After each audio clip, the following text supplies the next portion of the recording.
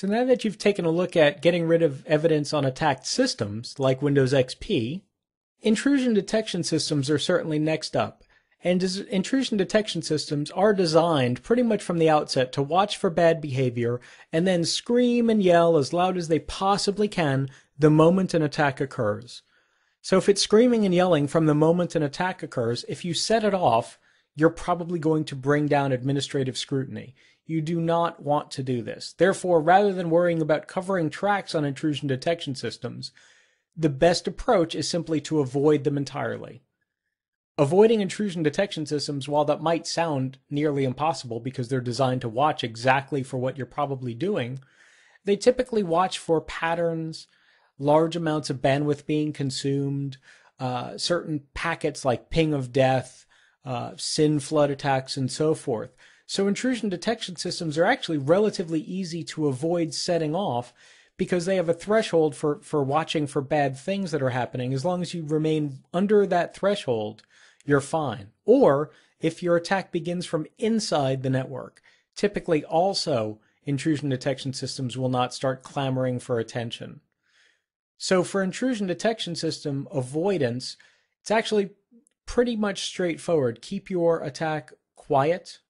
Keep your attack slow, as you've learned already during the attack phase itself, and ensure that if you're going to perform some kind of denial of service attack, some kind of really obvious bandwidth consuming attack of any type, or SYN flood, anything like that that's visible on the network, keep that for towards the end. Do not have that be one of your first attacks.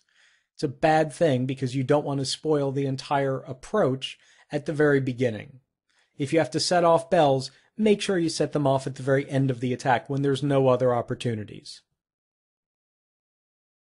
Firewalls are another one of those nasty bits that we want to avoid as much as possible because they are designed to report logs of suspicious activity. They capture all of that traffic, all of that information, and retain it. They're designed to be resistant to these kinds of attacks, and if they're not resistant, they're designed to preserve evidence.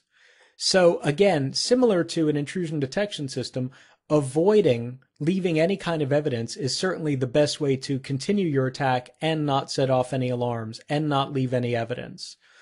Attacking through a VPN tunnel is a common technique for avoiding firewalls because if you're going through a VPN tunnel, the firewall probably can't look at what's going on in there, probably doesn't see the attack.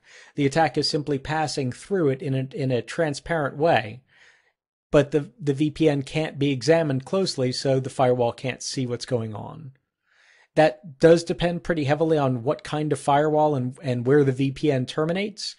But by and large, the general practice is attacking through a VPN tunnel is going to be safer than attacking a firewall itself or trying to attack through a firewall without some kind of tunnel.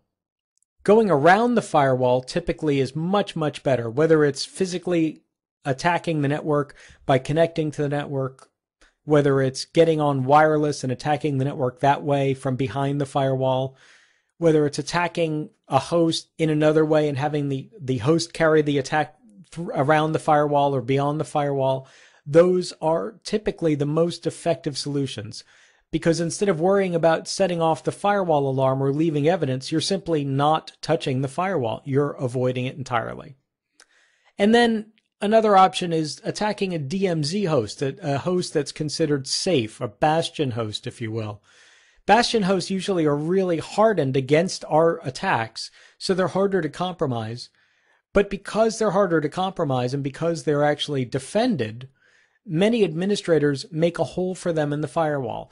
They do not consider anything from a bastion host or a DMZ host to actually be a threat because they consider that system cannot be compromised. So if you can compromise it, it's almost a safe harbor into the rest of the network without being detected. The rule of thumb for honeypots is stay the heck away from them. They are the absolute worst to run into.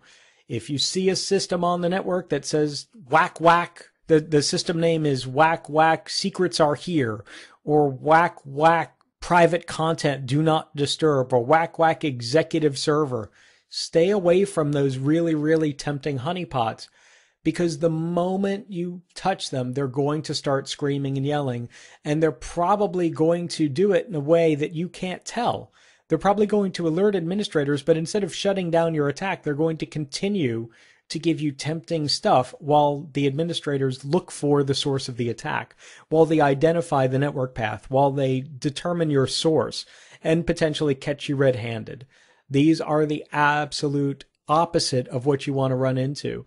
So if it's too good to be true, it probably is not true.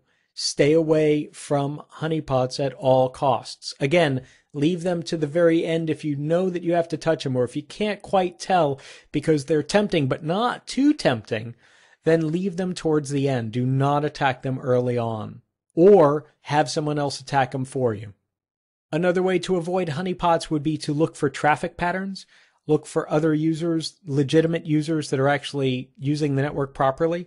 So for example, in the Whack Whack executive server scenario, if you've got a server out there called Whack Whack executive server, but you notice that when you compromise executive accounts and systems, none of them actually access that server, that's probably a honeypot, because it's almost by definition intended to be used by these executives called executive server, but they're not touching it. So they probably know something you don't, which is don't touch that server because it's an alarm system.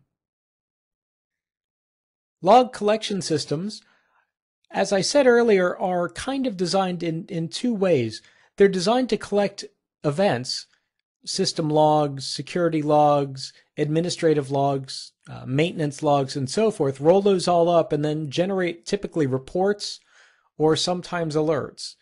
They're not always for security. They're not usually used as intrusion detection or prevention systems or even as honeypots. They can be used that way, and I have seen them used that way. But they're more typically for normal administration, normal network control and management. Because they're usually used for normal network control and only used for security as kind of an afterthought, they were usually pretty easy to compromise. These are typically run on commodity server operating systems like Windows Server 2008, Windows Server 2003, things like that, which means you can typically use authorized credentials, either a network administrator, domain administrator, or in many cases even just a regular domain user, to connect up to these and actually empty out the logs.